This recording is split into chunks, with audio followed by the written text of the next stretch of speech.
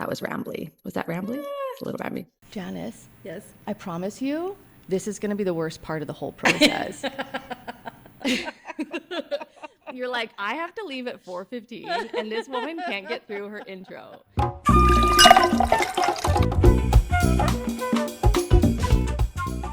Hi, everyone. Welcome back to the Lemonade Empire podcast. I'm your host, Elizabeth Suni, and today we are talking all things branding.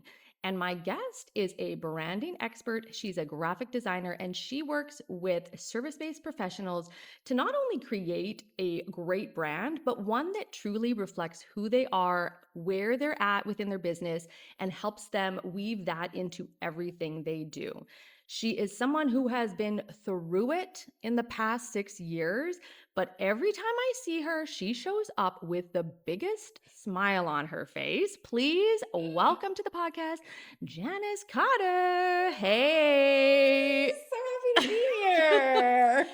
Welcome to the hot seat, or I should say the Howard seat. The Howard seat. He's so cute. Well, Janice, thank you for being the second guest on this podcast. I'm so happy to be here. I'm happy you're here too. Yeah. Do you remember how we first got connected? So I was at an event and I was talking to the speaker and she said, I feel like you would click with Elizabeth Suni. And I think at the same time, I had just changed my whole business and I was actually like in the process of looking for graphic designers. So you emailed me and I was also like, this feels very serendipitous. And then I think I told you maybe come by the office. You and did. it might be a place you might want to work from. Yes, because I was also looking for office space. Yes. And I always look forward to you coming in and just chatting about where we're at with our businesses, branding, and life. Yes. And you always just come with such a positive energy. I love it. So when we first got connected, I had just sort of moved from more of like an agency model doing a lot of social media content to a place where I really wanted to be focused on brand development, brand strategy, marketing strategy. Yeah. And at the same time, I think you were in a place of ebbs and flows and kind of redefining your business and who you want to be focused on. Yeah. So tell me a little bit about that. Who is it you serve and why? So I primarily serve founders who are at a stage in their business where they're here. Yep. They're ready to rock it. They're ready to level up even more to the point that they're probably a little bit freaked out about how humongous their goals are. Sure. But their branding is so last decade. It sucks. Mm-hmm. They know it sucks. And they're ready to get a brand identity that matches not only where they are now, but where they're going. Yeah. I know so many people who design their brand from, oh, this is what I did last year, 5 years ago, 10 years ago. Yep. And it doesn't work.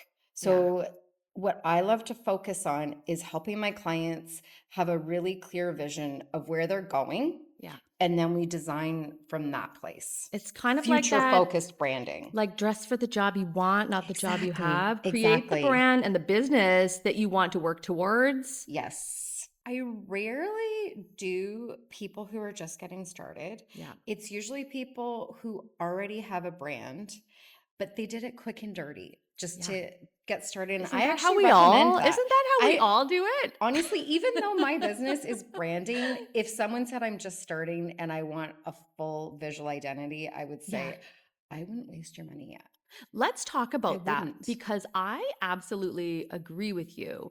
The hill I will die on is that branding is important, but I also know as someone that's worked with a lot of startups and who started businesses myself that first of all, the business that you first start is not the business you're going to have even like 6 months down the road, unless you've spent all this time with a very like defined business plan. Yeah. Even still, it usually goes like this before it goes straight. And I think to your point, if you invest and you like double down and you do that intense branding process at the start, you don't even know if you have a viable business or if your business is actually starting in the right Mhm. direction. Yeah. So let's have a conversation around when to invest and when to do your best. Yeah. Because I have had the same conversation with people to say, maybe this isn't the time to Yeah. focus on this. Maybe Yeah. you have some work to do.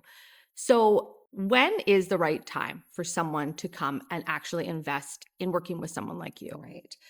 I would say when they're at a point where they're really, really clear on how they want to grow their business. Okay. And it doesn't even matter if their business is at that level yet. Okay. Just having a clear vision of, say, for example, they know what their target market is, what their niche is, Hmm. what their like key service is, ideally have it packaged as an offer that's very tangible. And what I observe is a lot of service-based professionals.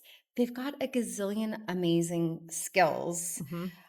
but until they hone in on their zone of genius Yeah. and package it up in a way that Howard could understand, their business doesn't really get off the ground. Yeah. Right. So when they get to that point where they're clear, okay, I know exactly what my offer is, I know what my zone of genius is, I'm ready to grow my business, that's the perfect time to invest in your branding. I think a lot of us start our businesses not really imagining that they'll become like a full-time big thing. I think I can name a dozen female founders who start as like a side hustle or, Yes. and it's almost like you don't want to go too hard into it because it's like, Yeah. well, what if I fail? Yeah. Or what if it doesn't go anywhere? What will people think? Yeah. And so we start this sort of side hustle DIY Yeah. brand.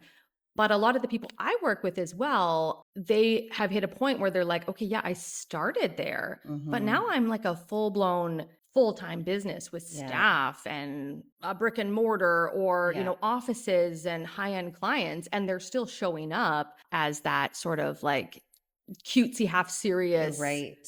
brand. So for those people Definitely. that are just getting started and maybe they don't need to be doing the full investment, Mm-hmm. can you share some do these things if you're going to do it yourself? Don't use a bunch of colors.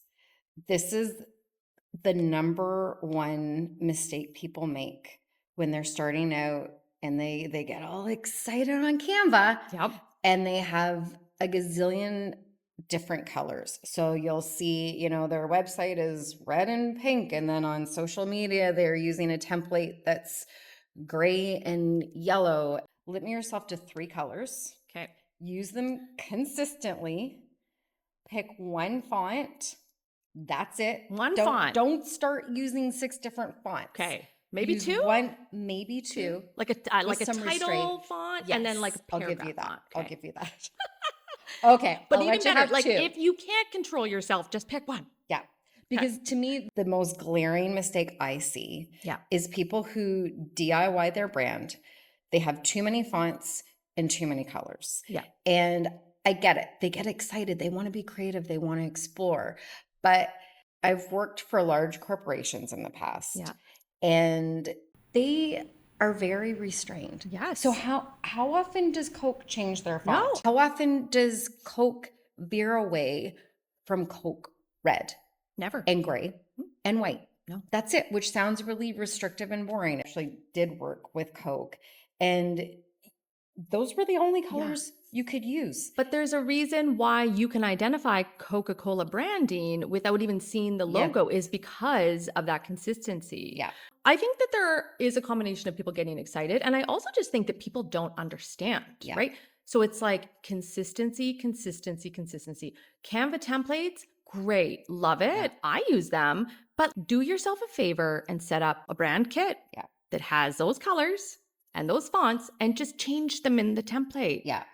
Because Yeah. if you're showing up, like you said, in with different colors, different fonts, every time you go out Yeah. there, you are not building any equity No, in you your need brand. to have consistency Okay. so that people recognize you. Yeah. And if you're changing your font 6 ways till Sunday, people don't connect the dots. There's that subconscious connection, Yes. right? Color is very powerful. You touched on some other things as well when you talked about people getting to a point where they've identified their target audience, Yeah. maybe their values as a business. One of the things I notice when I'm working with people who the brand is them Yes. is that personal preferences and biases creep in. So it's always a fine balance of, okay, there's what you like as a person, Yeah. right? But then there's also like what is going to resonate with your audience. Yes. And I find a lot of the times things end up shifting to the side of someone's personal preferences versus what's actually right for the business. Yes. Is that something you see as well? Absolutely. All the time. I'm laughing because once upon a time I had this client and I was doing some color Okay. options for her. And keep in mind, it was a poster. Yeah. And I chose a beautiful green. And she came back to me and said, "Oh, green looks horrible on me. So I can't have a poster that's green." And I'm like, "Girl, you're not wearing the poster." This is to resonate with your Hmm. audience, which is into the environment. Yeah. Green says, "I love the environment." It's not Yes. about whether you would wear this color, it's about what resonates with your target market. Yeah. So it's this fine balance of your brand resonating with your target market. And when you're a service based business, especially when you're small, who you are and what your business is, it all kind of bleeds Yes. together. Yes. And your brand does need to be an expression of you, Yeah. but it has to be balanced Yes. with who are you speaking to and how are you expressing yourself. Often I've encountered situations with brand new businesses where they actually haven't thought about who their target audience is, right? And so Yeah. it's like having that conversation early on. And I find that like my onboarding process, people are probably like, "Oh my God, this is so much work," right? Because I need all of that, Yes. right? And if you haven't thought that through, we can't go No. anywhere. Because the thing I find is that when people don't know what makes them unique, they put almost too much weight in the branding. They're chasing this unicorn because Yeah. they're looking for it to be the thing that like Yes. qualifies them as a legitimate Yeah. business when Yeah. it's just one part of your business. So you've Yes. spent time in the corporate world, Mm-hmm. Coca-Cola. Yeah. I also spent time working for TELUS, which is very similar. The brand guideline book is like this thick and it covers everything. Like you can't sneeze unless you sneeze on brand. And now that's how I look at branding. I like start twitching if I see things that are off brand. And you obviously had a similar situation with Coca-Cola. Let's talk about your beginning working within the more corporate agency environment, Mm-hmm. how that's shifted going from that environment into doing what you're doing today. So take me Right. back, Janice, So hustle and bustle, way Toronto. back. Yes. So way back when I had first graduated, well, I actually graduated twice. I graduated from university with a BA in English literature because, Oh, that opens tons of doors. Um, I thought I wanted to be a teacher, so it made sense. okay. And then by the time I was graduating, I realized I don't want to be a teacher. I realized I wanted to do something creative. Okay. So I went back to school, went to graphic design school. And when I first started working as a graphic designer, I worked in advertising agencies. Okay. So I worked on LCBO, Coke, a bunch of big brands. And it was really fun. Yeah. There were tons of parties in that downtown Toronto ad agency. Like, Yeah.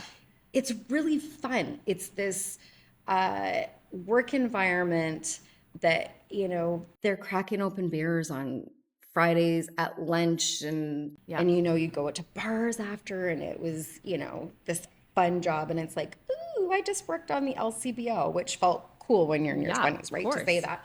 But they expected you to be at work all hours of the day. Like Okay. when I first worked in advertising, I would get there at 8:30-ish, Sundays, I wouldn't get home until 11 o'clock at night. And you Fine. get paid peanuts. Yeah. Peanuts. So they try to entice Right. you You're like, with the yeah. cocktails and the You're like, can pizza. I just have But less fun and get paid more? Like, can uh, you stop spending money on the pizza and booze and yeah, just like let me go home at yeah, 5:30? yeah. Please. I shifted from advertising into branding agencies Cool. and got into corporate design. And what I enjoyed about working in the branding agencies is that you could really get to know your clients and help them build their business, as opposed to advertising, which for me was, everybody's already super established and you're just helping them make more money, Yeah. which is fine. But I didn't connect with that. It's like, I feel like in the advertising, you're part of a machine that is just Yes. continuing to pump out the same old stuff. Yes. Whereas branding, you're in more of the creative, you're actually building something new, Yeah. which to me is a lot more interesting. Yes. And it felt more fun. I know when I say corporate design, it doesn't sound fun. It sounds stuffy, but I loved the creative aspect of, taking a company that's already established, but that has shit branding, and designing a whole new logo design system, rolling it out to maybe 30 different pieces. There was more leeway. I could offer a client, here's a whole new color palette, here's a new typographic system, here's a whole new brand architecture. Yeah. And I loved that I could just create something fresh. Yeah. Instead of being locked into, like you said, those brand standards guides Yeah. for large corporations are intense. But here's the thing is like, I feel like when I was in the environment, when I worked for TELUS, I like rolled my eyes at the guidelines because I'm like, ugh, obviously, like Yeah. this is such common sense just because Yes. that's how, like when you're in it, you just become part of the machine and like, this is just Yeah. what you do. I was like, this could be one page. We don't need 60 pages of a brand guideline. Yeah. Now, when I work with businesses and I see what's going on, I'm like, oh my God. You actually do You need do. 60 pages. You do. Maybe not 60 for a small Yeah. business, but like Yeah. we need a lot. Yes. And everyone needs to be doing the same thing. And especially when you've got different people working on one brand. Yeah. What do you take from that time? Like, do you feel like it was a time where you learned a lot that you apply now? Yes. And what would you say Huge. the biggest things you learned that you apply today? I would say, I wish I could remember that stat. What's that stat about how many hours you have to do something before you become an expert at it? It's a lot. To reach mastery, you need X number of hours Yeah. at something. Like muscle memory, right? Yes. Okay. Yes. So I loved working for other people because I clocked those hours to really refine the craft of design. Yeah. When I started, I thought it was great. I couldn't design myself out of a paper bag. Like it was bad. Yeah. I thought it was great. We all but did. It was horrible. Yeah. Right? And when I worked for other businesses, I learned so much about typography, color theory, color balance, editorial design. I learned so much. And I learned so much from the people who are older than me. Yeah. And I could not run my own business confidently. I know. If I hadn't learned under the wings of all of those other people. 100%. In a very similar situation, I entered the corporate world very young and grew up in there and had a lot of people leading me, and also a lot of people calling me on my shit too. Yeah. So I was 20 in my 20s. I thought I was the bomb, right? Yeah. And I was, good, smart, capable. And I had very strong female leaders who mentored me, led me, coached me. And I can think of many examples where I really truly thought that I was like right and I knew exactly what I was doing. And they had to be like, no, Elizabeth, like, no, like, let me help you. Not to like age us, but when we were doing that work, people weren't just starting their own businesses. No. Like that was unheard of. It's like for someone to just say like, oh yeah, I'm not even going to bother going into the workforce. I'm just going to start my own business. Like I didn't know a single person that was doing that. No. And to your point, I don't think I could have because it would have blown up in my face because there was so much I had to learn. I remember this was very early in my career and I decided, you know what? I really want to develop a relationship with a very seasoned designer. Okay. So, through one of my design professors, I got in touch with this man who worked at this really, really, really prestigious design firm. And I was so excited to show him my portfolio, and I couldn't wait. He ripped me a new one. He told me my design looked like mouse droppings. No, he did not. Yes, he did. I mean, was it Yes, he branding did. for a mouse trap business? No, it wasn't. It wasn't. And I'll never forget this. In that moment, I thought to myself, okay, I either quit design Yeah. because this guy's told me how horrible I am. Yeah. And I had 5 minutes of experience at that point. Or I ask him how to make it not look like mouse droppings. Yeah. So that's what I did. I continued that relationship with him for almost 15 years. What? I didn't even work at his company. But Okay. for 15 years, I stayed in touch with this guy and ran stuff by him over and over. And Amazing. he made me so much better. Yeah. And I love that he didn't try to pump my tires. Like, he told me when stuff was looked like mouse droppings. You're like, I might have had a bit of trauma from the situation, but I but became it a really great motivated designer. me because Yes. him being honest with me Yeah. helped me learn. So Right. I would redesign, bring it back. He told me it was still a piece of shit. And I redesign, go back again and again and again and again and again. Yeah. To the point that when he finally told me something was good, I'm like, oh my gosh, coming from you, this means so much. I feel like some of that is missing from like today's world, that having to go back and work and work Yes. and refine and work hard, Yes. and they want a much faster track. Yeah. Instant gratification. It's like, I just want to go, right? I think I know enough, so I'm just going to go. Yeah. And it's such a different time because I'm with you. It was like, no, Elizabeth, go back and try again. Yeah. Go back Not and good try enough. again. Not good And enough. if I hadn't had those people, I don't think I'd be doing what I do. And would you have thought it was good enough if they hadn't told you it wasn't? Right, Right? right. You didn't know the difference. Yeah. But I feel like, well, I don't feel like, I know there are all these generations behind us. And I'm not trying to throw the young people under the bus, but Because we're old. because we're old. We have to work for this. I walked to school uphill both ways, damn it. But yes. And I feel like that's trickled into the workplace. So we've kind of alluded to us being old. So I actually saw a post. Another individual in their 40s sent me a post, and it had some numbers. But the big one that stuck out to me was that women hit their creative peak between the ages of 45 and 55. I saw that. I So, love that. Janice, I I don't love want to that. out you, but you've only got a few years left, girl. Time left. Damn. I think you're doing well, right? So, but here's the other interesting tidbit. So I'm going to be entering my peak this year, but you and I are also, my favorite term, geriatric mothers. I thought I was going to punch the doctor when I had my baby. Yeah. Actually, let me explain this. For when this podcast bursts through the Chatham-Kent bubble and we're like going worldwide, the town we live in, I actually don't have the statistics, but I'm just going to lie and say that I think statistically you're more likely to be a grandparent in your 40s than you are a new parent. Do we feel like that's accurate? Yeah. I mean, I haven't Googled it, But I think that's true.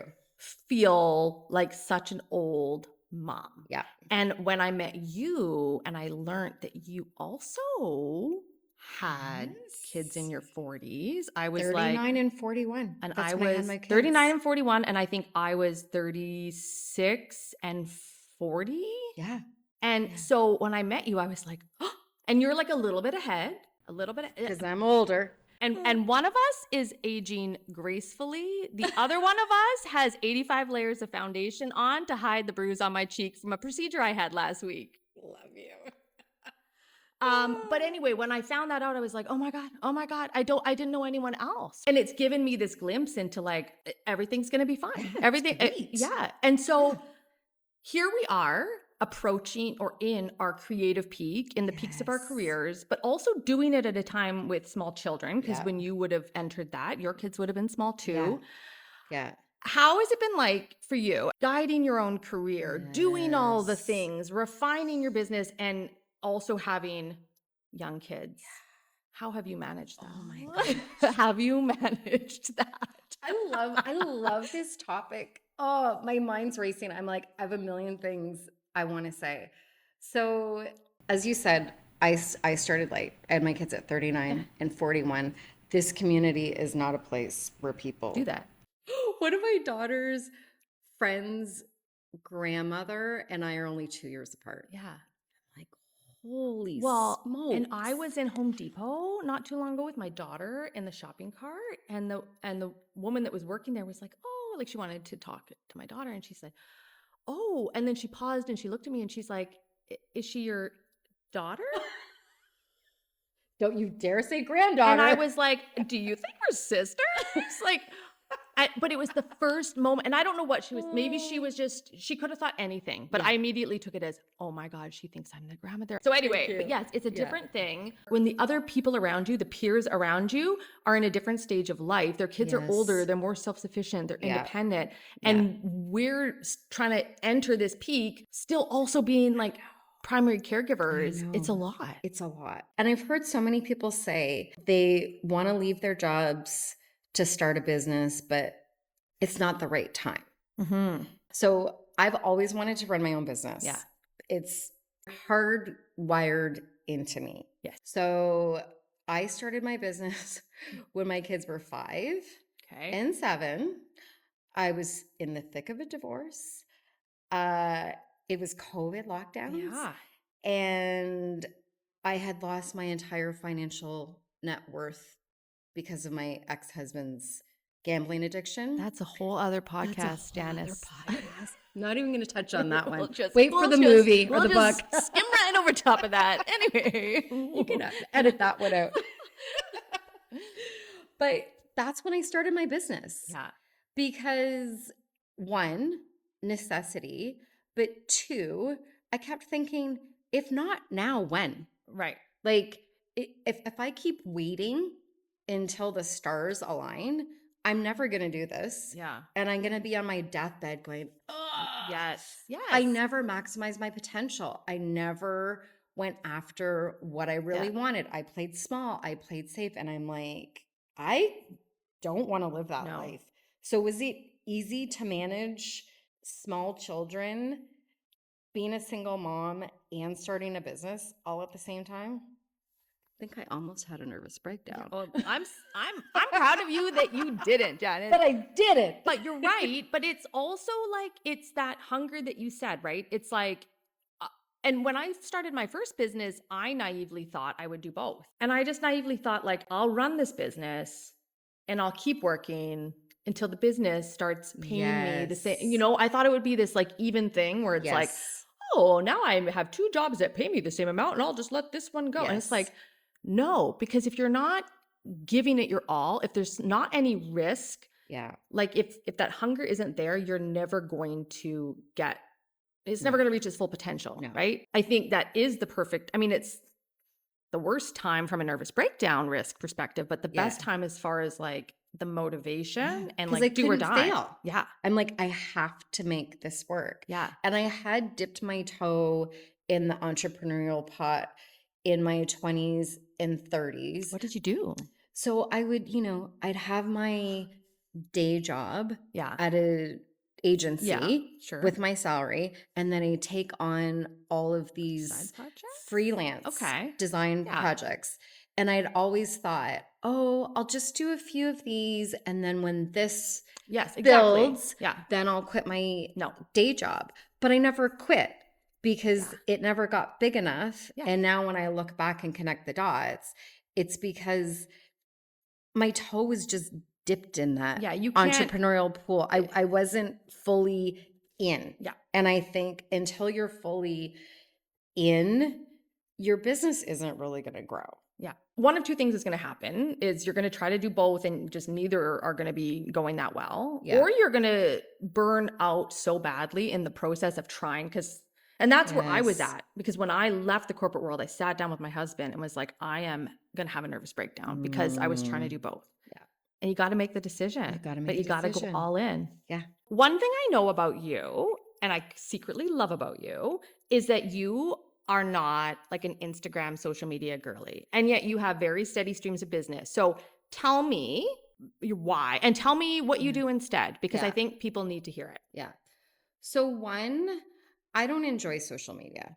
What has worked for me in my business is focusing on doing high quality work and Mhm. building relationships Yes. and without an ulterior motive. You never know. And I feel 100%. like it's gross to build relationships because you want something from Mhm. somebody, but just to build relationships and like give them ideas, Yeah. check in and just say, Just tell hey, people how are what you you do, doing? because like you said, it's not always the person you're talking to, but it's like people are always talking and it's like, oh wait, I know someone. And if Yes. you just put in the effort, because I'll tell you, like, I Yes. am more active on socials than you, but I'm not on my own business. I'm not that active. All of my work, all of it has come through referral. And then it's like, it'll come like the number of times I've talked to someone recently and they've said, I've followed your journey, which I guess part of that is Ooh. social media. But then it's like, Yeah. and then I talked to this person and I ran into this person and I ran into this person. And I love I it. will, that's another hill I'll die on, that like the Yes. best marketing for service-based businesses is just doing a good job. Yes. Huge. Huge. Oh, and you know, one other thing I do that has worked for me too, Email, newsletters, newsletters. which I know the young people are like, it's so old. My kids make fun of me. Yeah. They're like, oh, why are you writing a newsletter, mom? And I'm like, it leads to Yeah. business. Well, you're keeping So, relevant. It's like you already have this warm audience of people that have either worked with yes. you or are interested in you. It's like sometimes you just need to send something out to Yeah. be like, oh, wait, I had a project. I'm going to reach Yeah. out to Janice. Exactly. And that's what's happened over the years. Yeah. I'll just send out these new newsletters, literally Yeah. just showing that I'm still alive. I don't even know if people read Proof of them. life, hire me. And then every now and then I'll get someone who Yeah. replies saying, oh, I kind of forgot about you. And now I have a project. Can you do it? And Yeah. I'm like, yes, Yeah. please. I think that's a great example. And to your point earlier, like there's a time and place for social media, but it doesn't have to be the thing you go to. And there are so many other, sometimes more effective ways of marketing yourself that feel more authentic to you. So Yes. thank you for sharing that Yes. important perspective. So you always knew you wanted to be in business for yourself. But when Mhm. we were kind of doing our pre-chat, you talked about how you have been through a lot. And recently, the passing of your mother Yeah. really caused you to like take a step back, reflect on life Yeah. and what is really valuable to you. Yes. And you also just said it when you're like, you don't want to get to your deathbed and be like, oh, I actually didn't do all the things. And I Yeah. actually had a bit of it was kind of like an impromptu interview with a potential client. And they asked me, like, why are you doing all of this? Like, what's the end game for you? And I said something along the lines of like, I just want to create as many great things as I can before I die. Yes. And I left feeling like, well, they're either going to love me or they're going to think I'm having some kind of manic episode. But it's the truth, right? Because I had a pivotal point with the business coach I was working with, and she called it the armchair exercise, where she's like, you're 90 years old, hopefully, Ooh. sitting in like a rocking chair and you're looking back at your life. What are the Yeah. things that stand out to you? And that really caused me to shift Yes. my mindset. So tell me about Yes. your experience and kind of Mhm. having that aha moment. I find death, as much as Death. our society paints it as this horrible, dreadful thing, I find it deeply illuminating. So, of course, Okay. yes, I'm super sad that my mom recently passed away. And to me, it gave me so much clarity Mhm. because when she got to the end of her life, what she cared about was so crystal clear. Right. So crystal clear. Okay. So, as I was sitting with my mom in hospice, I would be sitting there thinking, okay, if this was me, Mhm. what would I care about? What would I care Yeah. about? So you're And like if I was, literally having a real life rocking chair moment with yes, your like mother. real life, like Yeah. holding my dying mother's hand. Yeah.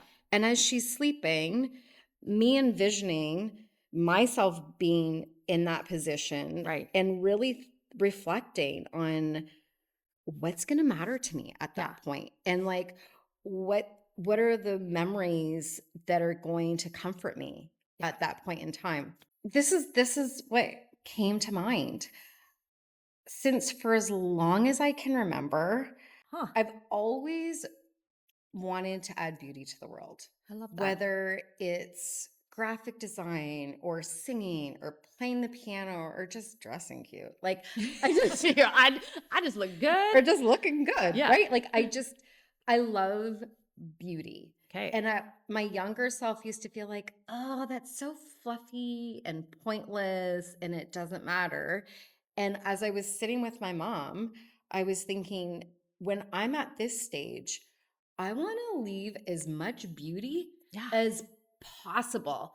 Yeah. And that's what keeps me going in moments like you briefly alluded to, like the past 6 years for me. So for you listeners, like the past 6 years has been a gong show. Daughter had 10 hours of back surgery plus rehab, mother with cancer. I had a health scare, divorce, relocated from Toronto to Chatham. It was just like a million things Yeah. went sideways. And there were some days where I was just like, oh my gosh, like I can't even, I can't take this anymore. But what kept me going was that vision, that smirk where I'm like, even if my life sucks, I still want to lift other people up and make stuff beautiful. That makes me excited. I love that. So, Yeah, and it's interesting. So I was given a I was given a book to read.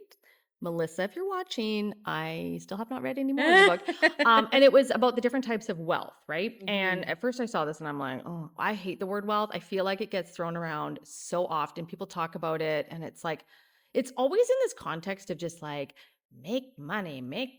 And like, being wealthy just means making money and scaling your business. And the book itself talks through different types of wealth, whether that's like actual financial wealth, whether that's, being rich with family right, or personal time and connection. And so it's these different categories of what that word actually means. And right. so when I hear you're talking about like none of your goals or your reason for doing what you do is like to scale and make this, like, money Yeah. is a byproduct of Yes. doing what we love. Yeah. But I think what I'm hearing you say and where I feel like I've gotten is like, no, being wealthy to me means I get to get up every day and be excited about the work I'm Yes. doing, feel And it challenged, doesn't feel like create. work. No, and you're creating beautiful things. For me, I love the act of creation as well. It's Yes. like I just want to like go out in this world knowing that there are all these things that wouldn't have existed without my brain. Yeah. And that's something that I really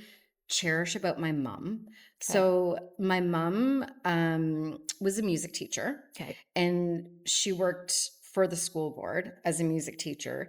And her side thing was a choir.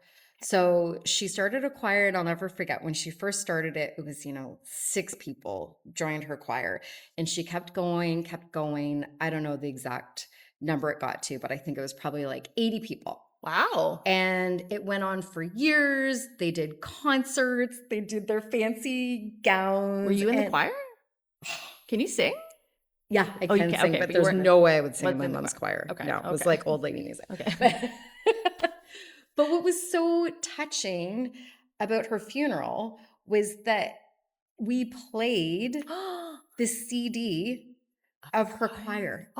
And when I Oh. looked out, there were so many people from her choir at her Yeah. funeral. And I can't count how many people told me, you know, your mom made such a huge impact on my life. Yeah. I was going through a tough time. I joined her choir. I found this community. I met forever friends, and it felt so good to create beautiful music. To me, that's like the beauty of creation. That Yeah. I love I that. think sometimes we can be so focused on like the future state that we're always trying to get to that we like lose sight of the impact we're having now and the Yes. things we're creating now and the like Yes. the ripple effects we're having, right? And Mm-hmm. so I love that story. So okay, so you can sing. Mm-hmm. You weren't in the choir because it's for old ladies. Yes. I was in bands though. Okay, but yeah, so if you could like harness any talent and have any other job or career, no matter how wild, Yeah. what would it be? I'd want to be Beyonce. What? Okay, like maybe less specific. Less big? No, but like, so would you be a performer? Yes. Yeah. I feel like, that was my dream as a young person, too. but I was way too chicken. I just was I was way bad. too chicken. I wanted to be an actor, and I went to one audition and I bombed it so hard. And that was that was it. It was like, we never talked about my potential acting career again. But yeah, so you wanted to be a star. Yeah. I wanted And to you be a did singer. dance and singer. Yeah. And that dream, I feel like dreams have windows where if you don't just make it happen in a certain window, it kind of dies. Well, that's and kind of sad. Do you feel like the window closed on you? It's never too late, Janice. It's never. I don't have any. Sing into the microphone. Who knows who's listening? I lost that dream. Like, I have no desire. Okay. To be. I mean, could we do karaoke sometime? Oh, I'd be all over that. Do you want to know that I actually I have a secret. I love, I'm going to say musical theater, but it's very specific niche genre of musical theater. I love Andrew Lloyd Webber. So yes. I would give my right arm to be in a production of Joseph and His Technicolor Dreamcoat, or Hair. Do you know Hair the musical? Oh, yeah. I used to listen to that when I was a child, and I had no business listening to that. Such a good one. So, and I actually emailed, I won't say the name, but I emailed a local music place. Yeah. And asked about singing lessons, and they never wrote back to me. That's terrible. So I feel like they closed my window, Janice. I do. Janice, before we end, I'm going to throw a challenge your way. Okay. I'm putting you in the hot seat. I want you to think about your clients and how you want them to feel when they work with you. Ooh, and they're telling their friend, I'm working with Janice and she's awesome.